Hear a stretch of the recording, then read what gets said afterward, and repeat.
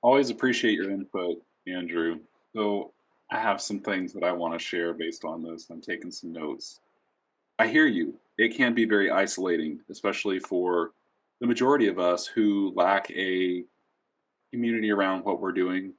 We strive to have online community, which is what Horizons is and built around. I want to talk briefly about this idea of comparison. Comparison can be a joy killer. If you're comparing yourself against someone else and what their sound is. Now, I've sat in workshops and I've heard we go around the room and everybody does the technique. And this is a really cool place to be because I get to hear how each one of you do this certain technique. And some of you do it better than others, but that's not the point. Now, we're going to pass around this next technique, right? And what you really succeeded at, now you struggle with, and your neighbor is the opposite, right? So everybody has a different talent, everybody has a different sound.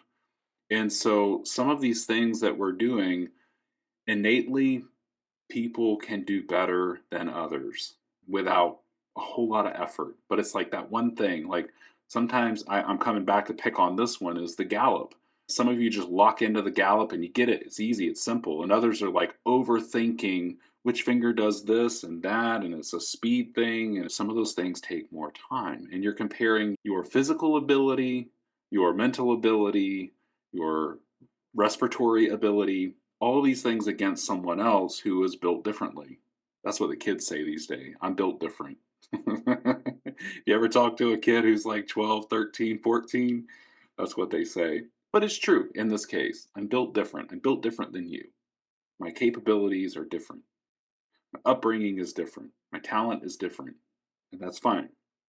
Now, the point where you should exercise comparison is your previous recordings of yourself because that's a more fair judgment when you can listen back to something that you've done before and now you're doing it different. You're doing it perhaps and probably better than you ever have. And that's where we get that boost of confidence too. And this is why I say always record yourself. Even if you think it's trash or you're not doing anything really exciting, it's fine. Record yourself, archive it. Visit it in 6 months, visit it in 1 year. It's a great time to just go ahead and throw something in a time bank and say, this is how I sound, this is this piece. And then next year, a year from now, you'll visit that and you'll say, wow, I've grown a lot. My phrasing's better, my spacing. I feel like I sound more confident. Now, why is that? And then you think about the things that you've done over the last year to help you improve. So the other thing that I want to mention, the point to get from new flute player to sounding good flute player is very quick. You can sound pretty good on a flute within a couple of weeks, a couple of months. You learn a couple of things, breathing, technique, that sort of thing, and you're off. This is why that first part of your flute journey is probably the most exciting because it's new, it's fresh, you're learning these new things, you're putting them together, and when you play something, it sounds different. But then you get to the point where everything starts to sound the same. You feel stuck.